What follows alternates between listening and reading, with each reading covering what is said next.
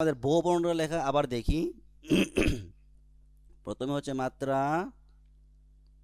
তারপর হচ্ছে আসসালামু আলাইকুম রহমতুল্লাহ। সবাই কেমন আছেন?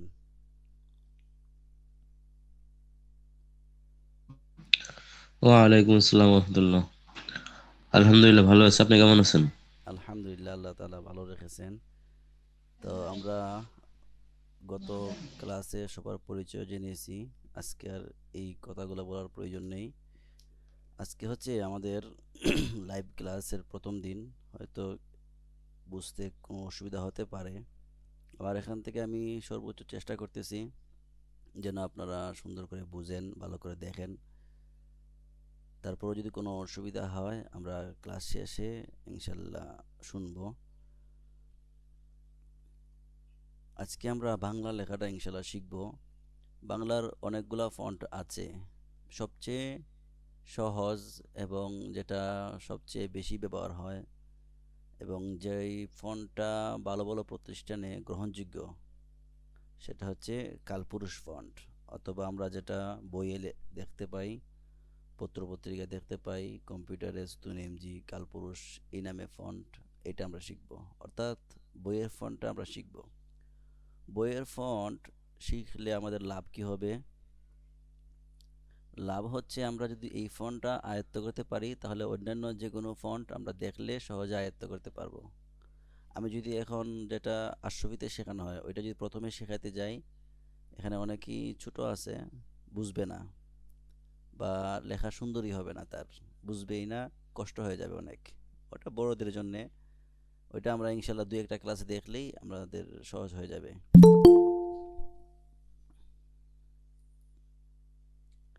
এখনো জয়েন হচ্ছে। যাই হোক, আমরা আমাদের বইয়ের ফন্টটা আমরা দেখি। তো বইয়ের মধ্যে আমরা সাধারণত দেখতে পাই স্বরবর্ণ, স্বর অ, স্বর আ, হ্রস্ব ই, দীর্ঘ ই, হ্রস্ব উ, দীর্ঘ উ, রি, এ, ওই, ও, ঔ, ব্যঞ্জনবর্ণ ক, খ, গ, ঘ, ঙ। এই যে একটা ধারাবাহিকতা আছে, এই ধারাবাহিকতায় আমরা ইনশাল্লাহ শিখব না। আমরা শিখব এমনভাবে যেন আমরা একটা বর্ণ শেখার পরেই আরও চারটা পাঁচটা ছয়টা বর্ণ আমাদের এক বর্ণের মাধ্যমে চলে আসে। আজকে আমরা একেবারে সহজ একটা বর্ণ শিখব, ছয়টা বর্ণ শিখব সহজ। এর মধ্যে একটা হচ্ছে ব, তারপর হচ্ছে র, তারপর হচ্ছে ক, তারপর হচ্ছে জ, তারপর হচ্ছে রি। এই ছয়টা বর্ণ আমরা যদি শিখি, একটা বর্ণ যদি আমরা শিখি তাহলে আমাদের সাথে আরও পাঁচটা বর্ণ চলে আসতেছে। ব, র, ক, দ, জ, রি। তাহলে আমরা আমাদের ব বর্ণটা ভালো করে আয়ত্ত করতে হবে। একেবারেই সহজ। আমরা দেখি, আমার স্ক্রিন কি দেখা যাচ্ছে ক্লিয়ার? স্ক্রিন শেয়ার হয় নাই তো মনে হয়। না, স্ক্রিন না, আমি এই যে আব্দুল্লাহ হ্যাঁ, মাহমুদ হ্যাঁ, নামে একটা আইডি থেকে আমি দেখাচ্ছি। দেখা যাচ্ছে? খাতাটা হ্যাঁ। দেখা যাচ্ছে নাকি আর একটু বড় করব? আমরা অনেক, দেখেন আমি নর্মাল কলমই নিয়েছি। আমার এখানে আরও কলম আছে, যদি কম দেখা যায় তাহলে আমরা বোল্ড কালির কলম নিব। আপনারা জানাবেন ইনশাল্লাহ। আমরা লিখতে গিয়ে, লিখতে গিয়ে আমরা প্রথমে কি করব? প্রথমে আমরা মাত্রা দিব, মাত্রা।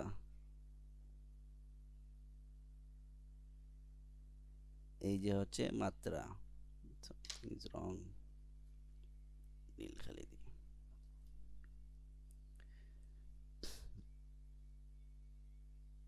মাত্রা আমি একটা ভিডিও করে দিয়ে দিব পরে।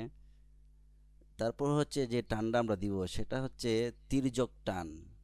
আমরা যে এরকম একটা টান দেই, এই টানটা হচ্ছে তির্যক টান। আচ্ছা, এই নামগুলো আমাদের মুখস্থ করার প্রয়োজন নেই, আপনারা শুনেন, যতটুকু মনে থাকে ভালো, অসুবিধা নেই।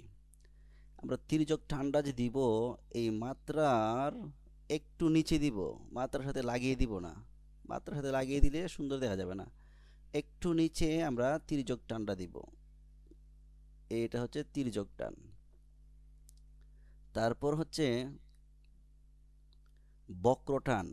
এই যে একটা টান দেওয়া হয়, এটা হচ্ছে বক্রটান। এই যে এটা, এই টানটা আমরা দিব, বক্রটান। প্রথমে হচ্ছে মাত্রা, তারপর হচ্ছে তির্যক টান, এটা হচ্ছে তির্যক টান, তারপর হচ্ছে বক্রটান। বক্রটান মানে একটু বাঁকা হবে, এই যে একটু কার্ভ হবে।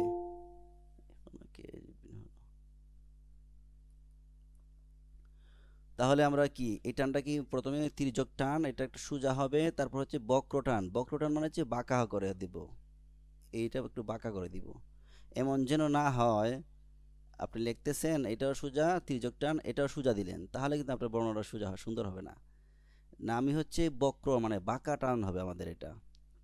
তাহলে আমরা কি দিলাম, তির্যক টান দিলাম, তারপর হচ্ছে আমরা বক্র টান দিলাম, তারপর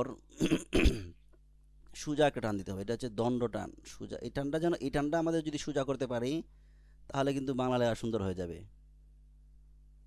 দণ্ড টান এটা একেবারে সোজা মানে সোজা টান, দণ্ড টান মানে সোজা টান। তারপর হচ্ছে ডান পাশে সরি, তাহলে আমাদের ব লেখা শুরু হয়ে সুন্দর ঠিক ঠিক হয়ে গেল। প্রথম হচ্ছে মাত্রা, আমার মনে হয় সাদা কাগজ নিলে ভালো হতো, সাদা কাগজ আছে?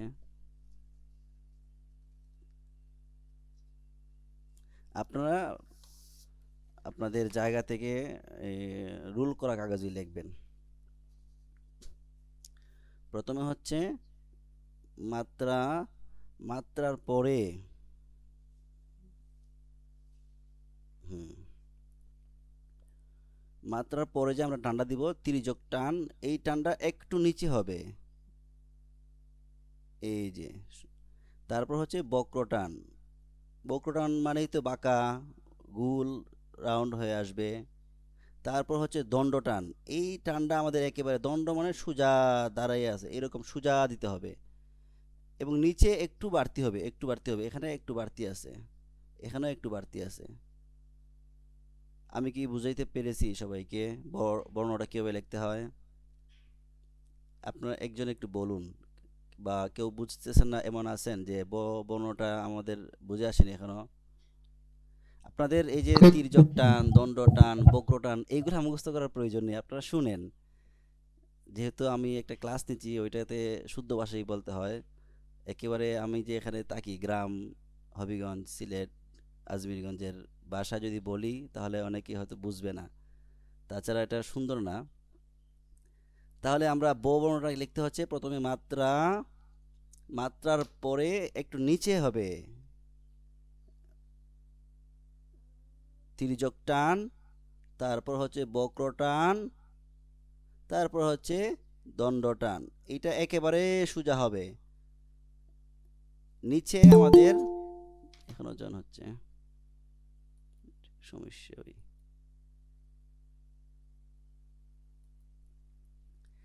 নিচে, নিচে এখানে একটু বেশি বাড়তি থাকবে, এখানে একটু বাড়তি থাকবে অবশ্যই। আপনি যদি যদি এভাবে লাগিয়ে লেখেন তাহলে কিন্তু লেখা হবে, কিন্তু লেখা সুন্দর হবে না। আমাদের প্রথম অবস্থা যেহেতু লেখা শিখতেছি, আমাদের এইগুলা ফলো করতে হবে, বর্ণগুলো আমাদের স্ট্রাকচার একেবারে কন্ট্রোল নিয়ে আসতে হবে। যদি আমাদের বর্ণগুলো একেবারে কন্ট্রোলে চলে আসে, আশা করা যায় প্রত্যেকের লেখা সুন্দর হয়ে যাবে। আমাদের প্রতিষ্ঠানের অনেকের বাচ্চার, অনেক বাচ্চার লেখা সুন্দর। সবাইকে, আমরা দুইজন উস্তাদ আছি, মাহাদি উস্তাদ আর আমি, মাহাদি স্যার। মাহাদি ভাই তো ভাইরাল লোক, আমরা দুজনেই লেখা ক্লাস নেই একসাথে, তো অনেকগুলা ক্লাস একা সম্ভব হয় না। তো প্রত্যেকটা বাচ্চারই আমাদের প্রতিষ্ঠানে লেখা আলহামদুলিল্লাহ সুন্দর, একেবারে প্লে নার্সারি কেজি থেকে নিয়ে ক্লাস 5 পর্যন্ত আমাদের হাতে লেখা ক্লাস আছে। সবাই খুব সুন্দর লিখতে পারে এবং গুছানো এবং বোঝা আসে। আমাদের বাচ্চাদেরকে আমরা হাতে ধরে ধরে লেখাই। আপনারা যারা গার্ডিয়ান আছেন বা অভিভাবক আছেন, আপনার সন্তানকে আপনি হাতে ধরে, আপনি আবার ওকে বলতে যাবেন না যে এটা হচ্ছে মাত্রা, মাত্রাটা বলবেন, কিন্তু এটা হচ্ছে তির্যক টান, এটা হচ্ছে বক্র টান, এটা হচ্ছে দণ্ড টান, এটা আপনি বলবেন না। আপনি আপনার বাসায় যেভাবে আপনি, হ্যাঁ আরবি লেখা শেখানো হবে ভাই, আরবি লেখা অবশ্যই শেখানো হবে, আরবি লেখাও ইনশাল্লাহ শেখাবো। আরবি লেখা আমি একেবারে ইন্টারন্যাশনাল যে ফন্ট খত্তে নস্খ, এটা আমি ইনশাল্লাহ শেখাবো। তারপর হচ্ছে খত্তে রোকা ইনশাল্লাহ। তাহলে আমাদের ব লেখাটা সোজা হয়ে গেল, সুন্দর হয়ে গেল। বর পরে হচ্ছে র। আমরা যদি ব লিখতে পারি নিচে একটা বিন্দু দিলে দিতে হয় র, তাই না? একেবারে সহজ। আপনি যখন আপনার বাচ্চাকে বলবেন নিচে একটা বিন্দু দিলেই হবে। কি আসলো,